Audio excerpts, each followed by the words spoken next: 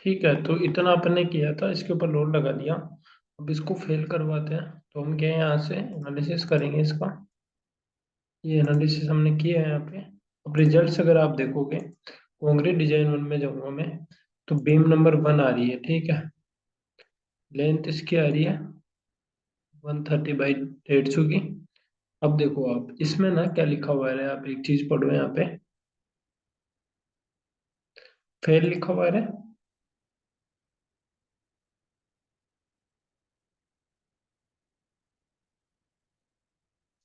Fail दिख रहा है इसमें तो आपको यहाँ पे, सेक्शन फेल्स वाइल हाँ डिजाइनिंग सेक्शन। तो मतलब इसने फेल हाँ। कर दिया, तो यहाँ पे इसका सरिया इसने नहीं दिया, है ना। जिसको फेल कर देगा उसको सरिया नहीं देगा। अब इस तरीके से जो भी बीम फेल होगी ना, उसको आपको ढूंढना पड़ता है। अब जैसे मान लो मैं कंट्रोल एफ करता हूँ, यहाँ पे कंट्रोल एफ किया मैंने, और इसमें लिख दिया फेल, और फाइंड किया। तो देखो यहाँ पे क्या करेगा ना, ऑटोमेटिकली फाइंड कर देगा ये फेल को। देखो बता दिया ना आपको पूरी डिजाइन शीट में, तो इसलिए फाइंड काम में आता है। या फिर जैसे आपको देखना है कि बीम नंबर आपको देखना है 50 का डेटा, कंट्रोल एफ करो, 50 डाल दो, डायरेक्ट 50 दिखा देगा ये। आप नेक्स्ट करो, जो जो 50 है ना, 50 दिखा देगा ये। यहाँ लिख दो आप बीम नंबर 50। बीम 50 नहीं आएगा। 50 से एक स्पेसिफिक वैल्यू को आप इसमें सर्च कर सकते हो, इस तरीके से, है ना। तो ये आपको रिइंफोर्समेंट समझ में आ गया था, या फिर वापस समझाना है इसको, किस तरीके से यहाँ से अपन सरिया डालेंगे इसमें, ये तो आपको समझ में आ गया ना। स्क्वायर को पहले हाँ उसका एरिया निकाल लेंगे सरिये का, और फिर उसको सरिया के एरिया से डिवाइड कर देंगे इसको, टोटल नंबर ऑफ सरिया आ जाएगा आपके पास। आएगा ना।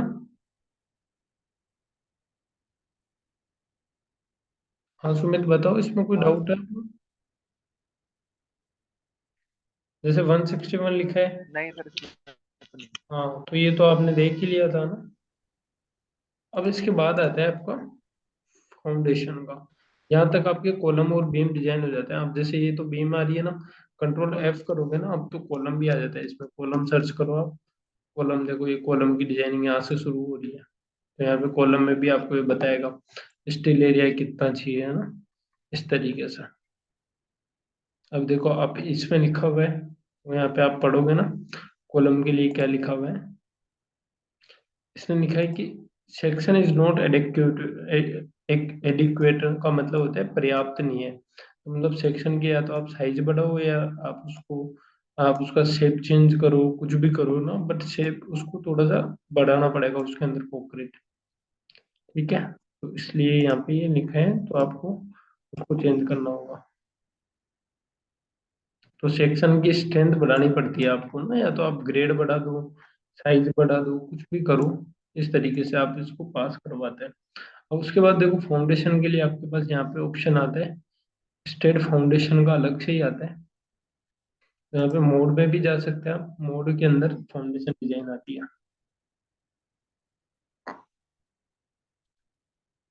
ठीक है, मोड पे फाउंडेशन डिजाइन पे जैसे क्लिक करोगे, तो इस तरीके से इधर साइड में ऑप्शन दिखता है ऐसा। यहाँ से इंक्लूड ऑल पे क्लिक करना होता है आपको। जैसे मैं यहाँ पे क्लिक करता हूँ, इंक्लूड ऑल पे जैसे ही मैंने क्लिक किया, अब आप देखोगे यहाँ पे नीचे करना है आपको।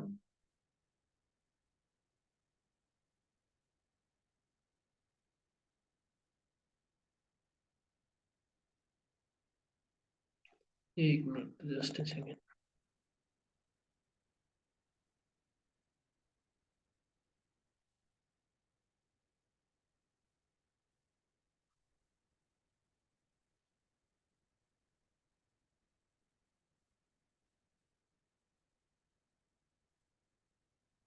एक मिनट, इसको स्क्रीन एक्चुअली मेरे थोड़ा इसका लेपी का छोटा आ रहा है रिजोल्यूशन, तो मैं इसको बढ़ा देता हूँ।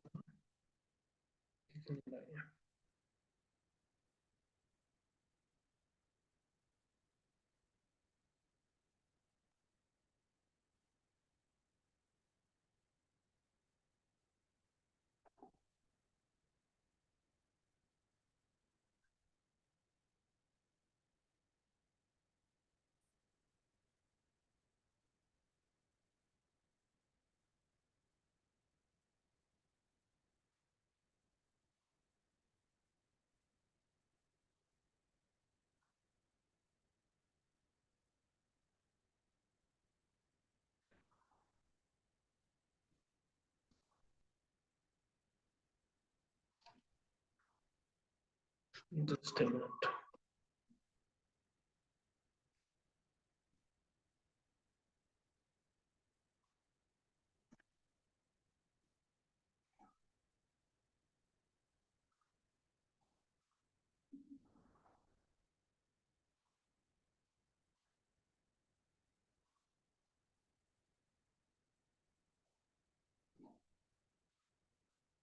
ठीक है, यहाँ पे फाउंडेशन पे क्लिक करना है।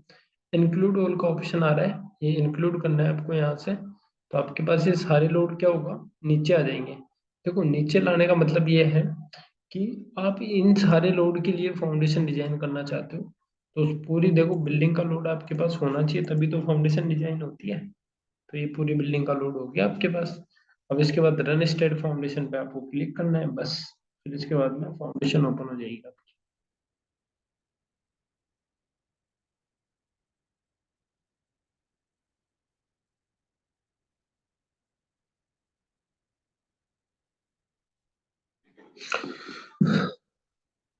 ठीक है। अब उसके बाद देखो प्रोसेस बहुत इजी है यहाँ से। इधर चार ऑप्शन आपके पास आते हैं, यहाँ पे देखो। तो यहाँ देखना है आपको इधर की साइड, बस इसी पैनल पे वर्क करना है। तो फर्स्ट ऑप्शन है प्रोजेक्ट इन्फॉर्मेशन, इसमें प्रोजेक्ट की इन्फॉर्मेशन आप चाहो तो दे सकते हो, इधर प्रोजेक्ट आईडी वगैरह डाल दो, लोकेशन कहाँ पर है, प्रोजेक्ट वगैरह जो भी है। उसके बाद में फिर आपको फाउंडेशन प्लान ओपन करना है। फाउंडेशन प्लान सेकंड ऑप्शन है। जस्ट ये एक्चुअली आप चाहो तो इससे भी कर सकते हो स्टेट फाउंडेशन को डिजाइन, पर जो स्ट्रक्चरल इंजीनियर्स होते हैं ना जितने भी, वो मैनुअली करते हैं फाउंडेशन को, मतलब एक्सेल पे ही करते हैं, इस पे नहीं करते। बट आप चाहो तो कर सकते हो। फाउंडेशन डिजाइन आता है, ये लीनियर ग्रिड सेटअप इसका दिखा दिया, देखो आपके सारे सपोर्ट यहाँ पे आ गए, आप जूम करके देखोगे तो, है ना। फिर आप कॉलम की पोजीशंस वगैरह देख सकते हो, कौन कौन रेक्टेंगुलर कॉलम है आपके सारे, इधर टेबल बन के आ जाती है। तो ये देखोगे तो आप यहाँ दिख जाएंगे ना आपको ये टेबल, इसमें क्या साइज आपके कॉलम की है सब कुछ। फिर आप आगे चलोगे तो लोड है, इसमें देखो आपको लोड जनरेट करने पड़ते हैं कॉम्बिनेशन। यहाँ पे जनरेट लोड कॉम्बिनेशन का ऑप्शन आता है इसमें, ये वाला। तो यहाँ से आपको कॉम्बिनेशन जनरेट करने होते हैं, एक बार जनरेट कर दो, यहाँ से जनरेट करो। ओके, फिर नीचे वाले जनरेट पे क्लिक करो। ओके, क्लोज कर दो। उसके बाद में जॉब सेटअप पे क्लिक करना है, क्रिएट न्यू जॉब सेटअप करना है। यहाँ पे नाम दे दो कुछ। अब देखो यहाँ पे अगर आइसोलेटेड फुटिंग है ना तो आप बेस्ट है ये डिजाइन करने के लिए, अगर कोई और फुटिंग करनी है तो यहाँ पे ऑप्शन दिए हुए हैं, पर आइसोलेटेड के लिए बेस्ट है। आपको डिजाइन कोड क्या रखना है, यूएस रखना है, इंडियन रखना है अपने को तो। फिर एसआई और इंग्लिश में से दोनों में से कोई सी भी यूनिट आप सिलेक्ट कर सकते हो। फिर यहाँ से आपको इनको नीचे लेके आना है सारे लोड्स को, और फिर यहाँ से क्रिएट जॉब कर देना है। तो यहाँ पे आइसोलेटेड फुटिंग जॉब लिखा हुआ है इधर लेफ्ट में, इसको ओपन करना है। डिजाइन पैरामीटर कंक्रीट के पैरामीटर्स आएंगे यहाँ पे। तो देखो यहाँ पे 150 LB पिट क्यूब आ रहा है, तो ये सारा डेटा इसने स्टैंडर्ड ले रखा है। मिनिमम बार साइज वगैरह आप चाहो तो आपकी तरफ से डाल सकते हो। फिर ओवर स्लाइडिंग रेशो वगैरह सब ऑटोमेटिक लगा ही। कवर एंड सोइल, सोइल के लिए आपको जो सोइल टेस्टिंग रिपोर्ट आती है ना, उसके अकॉर्डिंग यहाँ पे डेटा फिल करना होता है। उसके अंदर आता है ये पूरा डेटा, तो उसमें से देख देख के डेटा इसमें डालना होता है। उसके बाद डिजाइन कर देना होता है।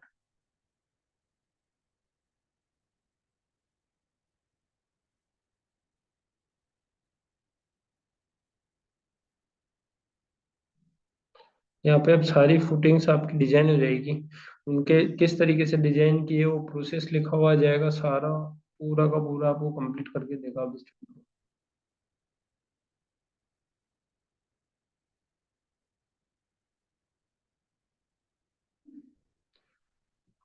सुमित दिख रहा है आपको? अब देखो यहाँ पे डिजाइन फॉर आइसोलेटेड फुटिंग 1 2 3 ऐसे आ गया ना। वन को ओपन करोगे आप तो देखो फुटिंग का सेक्शन आ गया, एलिवेशन आ गया, ज्योमेट्री आ गई, किस तरीके से इसने डिजाइन किए, देखो स्लाइडिंग के लिए कितना रेशो लिया है, लोड कौन कौन से यूज किए हैं सारे आ गए, अप्लाइड लोड कौन से थे, फुटिंग की साइज क्या ली है इसने, ठीक है, अपलिफ्ट प्रेशर कौन सा है इसमें, फिर फाइनल फुटिंग की साइज क्या आई, ठीक है, सिंगल, यहाँ पे फिर स्टेबिलिटी चेक कर ली इसने। तो तो जो अपन मैनुअली करते हैं ना, मूवमेंट की कैलकुलेशन यहाँ पे दिखा दी पूरी, जैसे जैसे इसने की है मैनुअली। तो ये जैसे कर रहे हैं वैसे अपने को बताता भी है। शेयर की कैलकुलेशन इसने कर दी, ठीक है। तो इस तरीके से ये फुटिंग का पूरा दिखा देता है अपने को। यहाँ पे आप देखोगे नीचे फुटिंग की डायमेंशन भी लिखी हुई है। फुटिंग की लेंथ कितनी है, विड्थ कितनी है, थिकनेस कितनी है, सरिया कितने का देना है, 8 का देना है, 2.5 इंच की स्पेसिंग पे 8, इस तरीके से पूरा दिखाया हुआ है नीचे। तो ये कौन सी ड्राइंग है, ये तो इसकी कैलकुलेशन शीट है, ठीक है। अब अपन क्या करते हैं, यहाँ पे देखो ऊपर की साइड आपको ऑप्शन दिख रहे होंगे, ये वाले ऑप्शन सारे। तो ये भी आपके यहाँ पे आप काम में ले सकते हो। फर्स्ट तो ज्योमेट्री है, ज्योमेट्री हो गई। डिटेल्ड एंड शेड्यूल ड्राइंग भी ऐसी आती है बन के, ऑटोकेड में आप कन्वर्ट कर सकते हो। यहाँ से सेव ड्राइंग एज पे क्लिक करो, ऑटोकेड फाइल सेव हो जाती है, ठीक है। तो केड फाइल में भी आप इसको सेव कर सकते हो कहीं पे भी जहाँ चाहो। देखो यहाँ पे ये इस तरीके से इसका सेक्शन दिखा दिया है इसने। जीए ड्राइंग बन जाती है, सारी फुटिंग्स का एक बना के दे देता है आपको ये, इस तरीके से कि क्या क्या साइज है हर फुटिंग का लिख देता है यहाँ पे। कैलकुलेशन कैलकुलेशन शीट आपने देख ही ली, ग्राफ में कुछ नहीं आता। ये सारा स्टेल प्रो के अंदर था ऑलमोस्ट, बिल्डिंग के लिए जो अपन यूज करते हैं। अब आप पूछ सकते हैं अगर आपको कोई डाउट हो तो। लाइक इसके अलावा भी चीजें तो वैसे आती है, बट अपन बिल्डिंग में उनको यूज करते नहीं जनरली।